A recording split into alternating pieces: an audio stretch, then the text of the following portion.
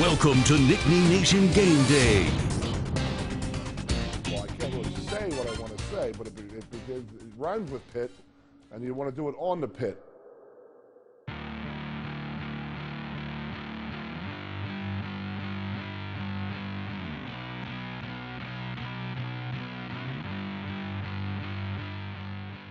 If I'm an opposing team, and I come out Fox Hollow Road from the airport going up, you got to get to the hotel. There's one way out of the airport area, and you got to pass by that monstrosity called Beaver Stadium. I've always wondered what they think.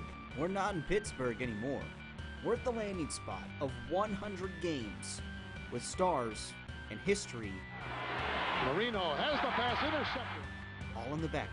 In my opinion, it's like Penn State is Pennsylvania football. One last game to cap a rivalry for now. Do you think we come out here in the stadium and we're like, hey, let's lose today? It's the people of Pennsylvania who make this thing happen. So stop, choose a side, because it's game day. The one thing that all Penn State and Pitt people have in common is they all applied to Penn State. Some got in, some didn't, had to go to Pitt, so.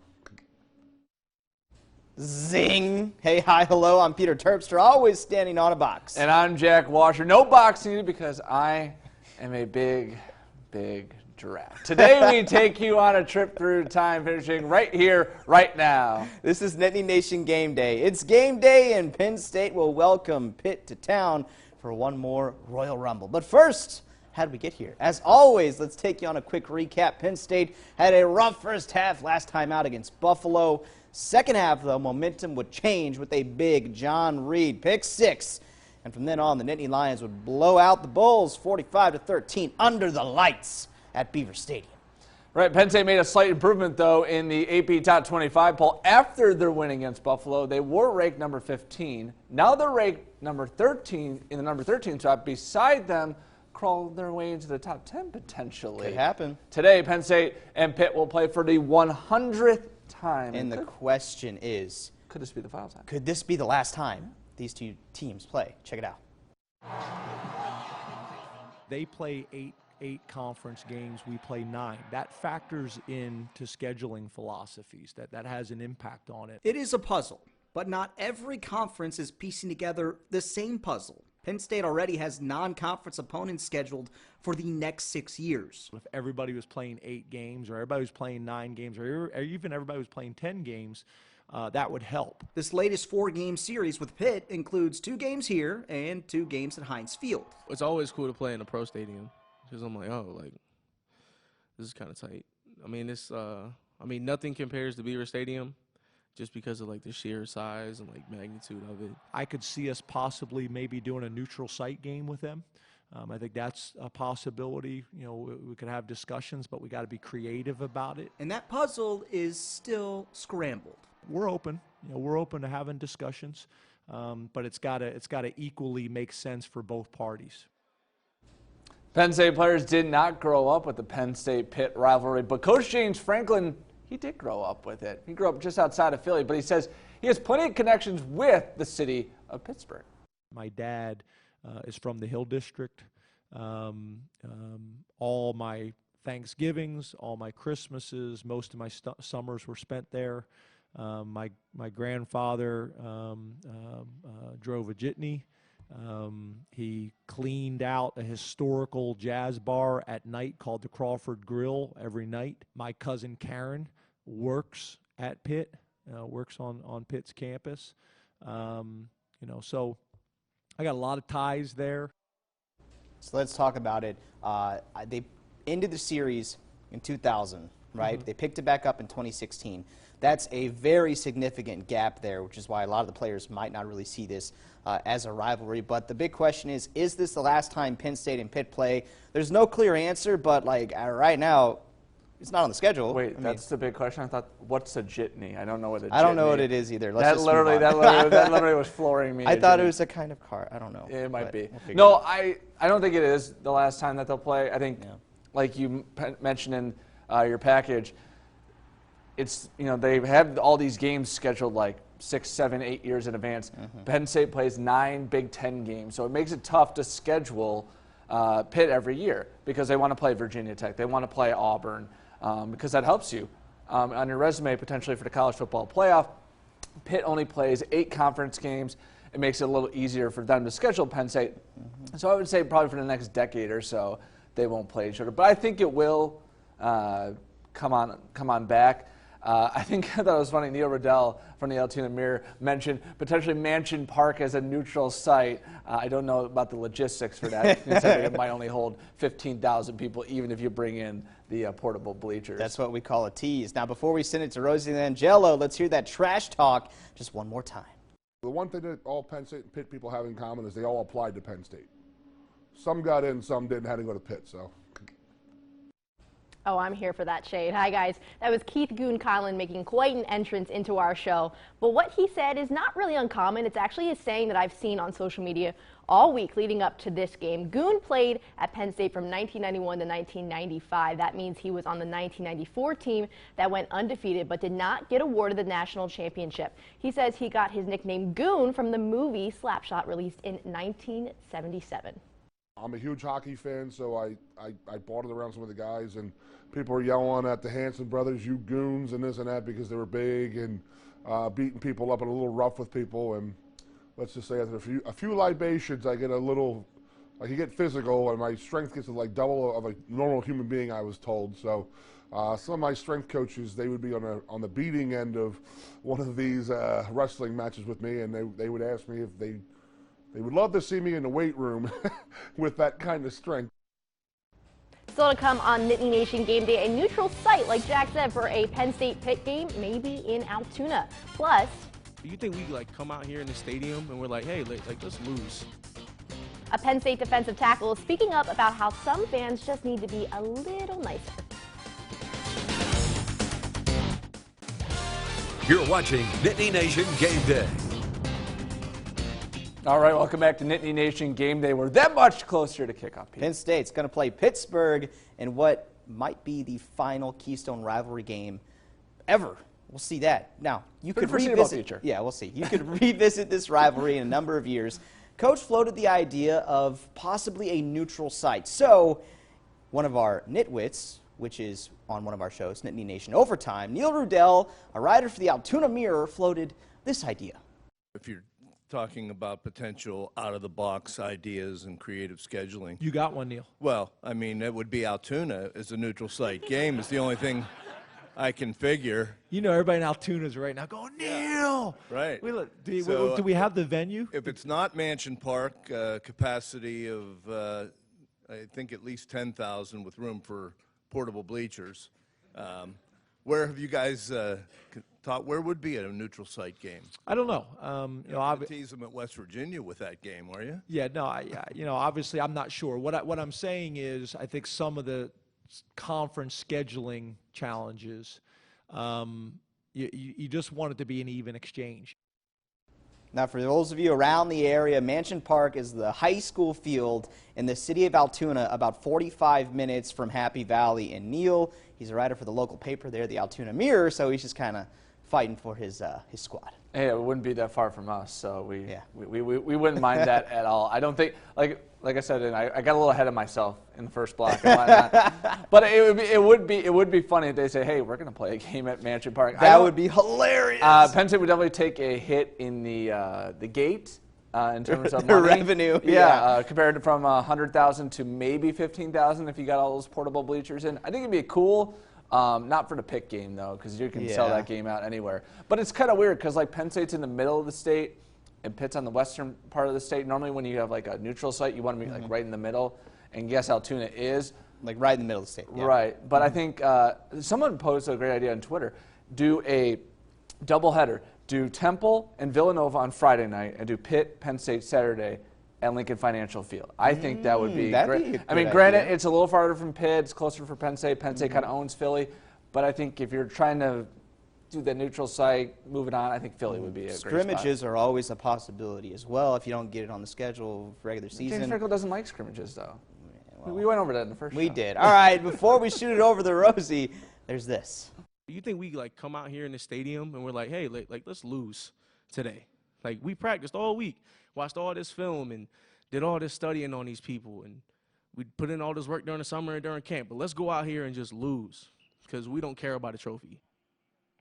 So that was Antonio Shelton. You've seen him before on Nittany Nation Game Day. You know, he's a colorful, fun guy, but he had to be a bit more serious this week, and for good reason. Shelton caught an interaction with one of his teammates and a fan. It was a fan who thought it was his place to coach from the stands. Now, he gives his thoughts on fan interaction and how to keep it supportive.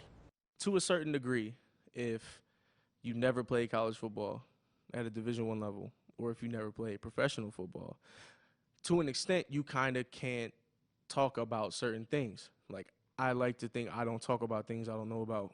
Like, I don't know. I'm not a rocket scientist, so I'm not, I don't know, like if a space shuttle doesn't whatever, I'm not like, oh, well, they should have did this. It's not really like a huge deal.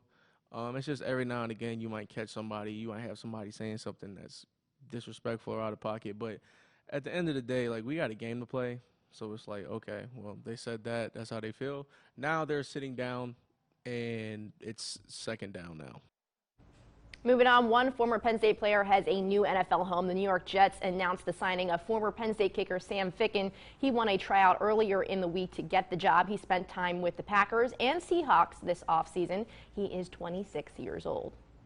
Coming up next, how one Penn State football player has taken his past to help guide his future.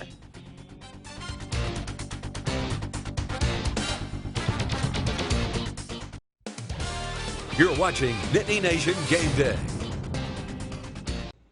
Well, at just 20 years old, Lamont Wade has experienced more in his life than most people do in a lifetime. From the streets to Happy Valley to the transfer portal and back, Wade doesn't hide from his past. Instead, he uses it as fuel to keep his dreams alive. For Lamont Wade, his body tells his story. My life, I've been through a lot, especially coming from where I'm from. His hometown, Clairton, Pennsylvania, a place Wade says swallows up great athletes. If it's not football, it's, you know, the streets for real. I got friends, family members that were better than me in football, but didn't make it to the level I am because they didn't have that guidance in their life. Guidance like Lamont's grandfather, a legend at Clairton. He was my dad. He was like my dad when my dad wasn't around, so he raised me. My granddad was a storyteller, so the stories he told me, I kind of felt like I was living in his stories he told. Until one day. We always talked about being a high school Bear, like a Clairton Bear in high school. That's such a huge deal, and he never got to see me play. He passed away a week before camp, and at that time, I didn't know what to do. I was low on myself and everything, but I had talks with my coach, my uncle, my dad and everything, and one of the last things I remember from him is telling me to make a name for myself. So I just took that and ran with it. 2 years later, Lamont's grandmother passed away from lung cancer. Lamont stayed the course out of Clairton. Football led him to Happy Valley when he faced another hurdle. And I was like, I'm a freshman in college. I just got to college. Like, I'm not ready for this. But, you know, I had to make myself ready, and I had to man up to whatever I did. At just 18 years old, Lamont became a dad. Having him, it brought a whole new perspective to my life. Having him, it gave me even more sense of purpose and everything. With each new hurdle, Lamont used it as fuel for his other passion. I've been making music since I was roughly 10, 11. A passion refueled by more tragedy in his life. Seeing how happy it made him and knowing that he's not here right now to do it no more, I try to do it for him. You know, I try to go through him. And we were working actually on a tape before he passed away. And it just took everything in me to finish the tape and drop it. I miss him. Whether it's in the studio or on the field, Lamont says he won't run from his past. I don't want to forget those things, even though they brought me the most pain in life. I can't really change anything, you know what I'm saying? I can't, and even if I had the ability to, I probably wouldn't, because that's life. The people who make it, they keep going through all of that stuff. They don't stop. All right, coming up next, we're taking you back to class. History classes. Pete breaks down the history between the two Pennsylvania rivals. Plus, taking a look at the Panthers. Do the coaches even get along? That's next.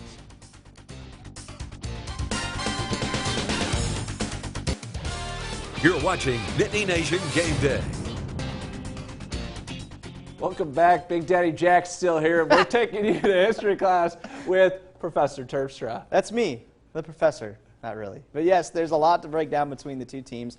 Get your notebooks out, listen up, write some stuff down. It could be the end of a series. Here's the story. This could be the end. 100 games between Penn State and Pitt, dating all the way back to 1893. 1963's game was moved to a later date because of the assassination of JFK. The 1976 Pitt Panthers had to beat Penn State before going on to win the national title. Marino has the pass intercepted. Dan Marino and Todd Blackledge in 1981. Penn State won big. He might go. Now the series stalled for a while after the year 2000. So in 2016, the series resumes. You get a call at the Keystone Classic. You get to slap a corporate sponsor on it, and you get 2 games in Pittsburgh and 2 games here in Happy Valley. How old are you? I'm 21. Had you ever seen a Pitt Penn State game? No. Never. And that's kind of the same what our entire locker room was.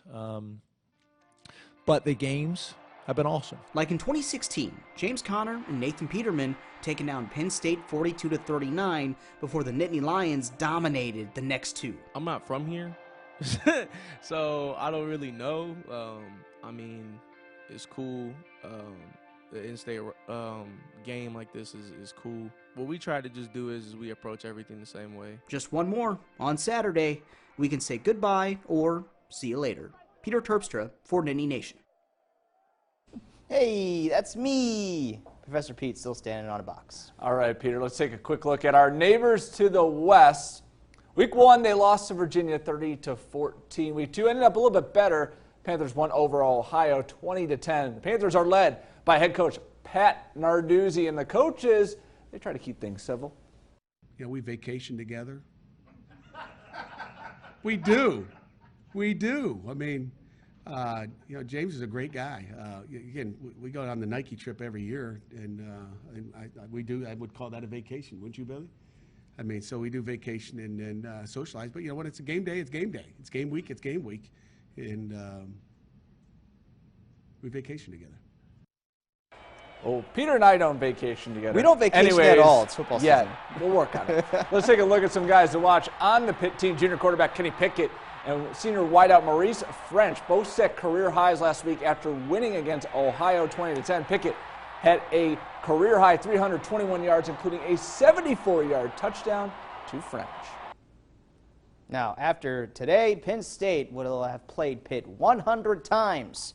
Nittany Lions hold a 2-1 advantage in what they call the Keystone Classic, which is the last 4 games of this series. Penn State won big last year, 51-6, and the Nittany Lions are hosting their 5th annual Stripeout game, so be on the lookout for that at Beaver Stadium. Are you a white or a blue? What are you? I'm always a big fan of the white-on-white uniforms. No, I'm saying like in the stripe. Are you? Yeah, so I guess I'm going, I don't know. Well, we need to work on this. It's time for Pete's Picks. This is the weekly segment where I bring you the best thing I saw this week. In Penn State's game with Buffalo, he had a pretty gruesome injury to Buffalo punter Evan Finnegan. He had to be carted off the field after breaking his leg on a blocked punt.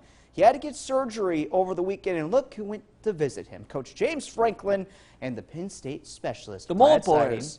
Vlad Siding. It's one of those injuries that can go viral for the wrong reasons. The shock value of, a broken bone. And Coach Franklin knows what a visit could mean to that guy. So get well soon, Evan Finnegan. Now we run all the way to the bank. Yep, it's time to make money. 2-1 last week. Big help by the Nebraska-Colorado, having that otherworldly fourth quarter. So we're 3-3 on the year. It's time to get jacked. Let's start off with Michigan State -14 against Arizona State. This is kind of a revenge game for Michigan State after getting upset in the desert last year. Those Take the Sparties, lay in gross. 14. Iowa State playing Iowa, the old Cyhawk Trophy. The Cyclones are getting 3 points, had a scare against Northern Iowa in triple overtime. But don't worry, they're taking down the Hawkeyes. Iowa State +3. And Army put the biggest scare of college football this year, taking top 10 Michigan into double overtime.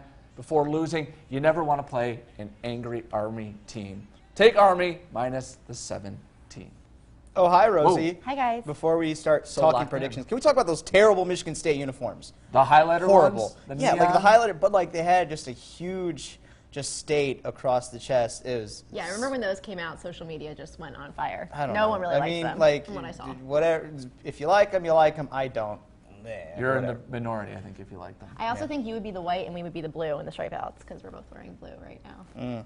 So. Okay. Sorry. I don't know. Yeah. Whatever. All right, so let's talk Penn State Pitt. I said I would write down my predictions. I didn't. I can't remember what I said.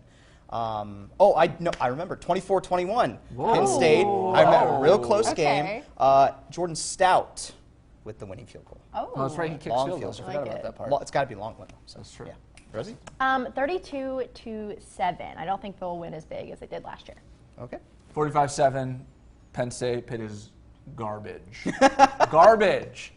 I think that's a little harsh from there. Pennsylvania. And keep in mind, they won their division. They won their division in the ACC. Did you watch the game last year? Yeah, I was there. I was soaking in the rain. It was so bad.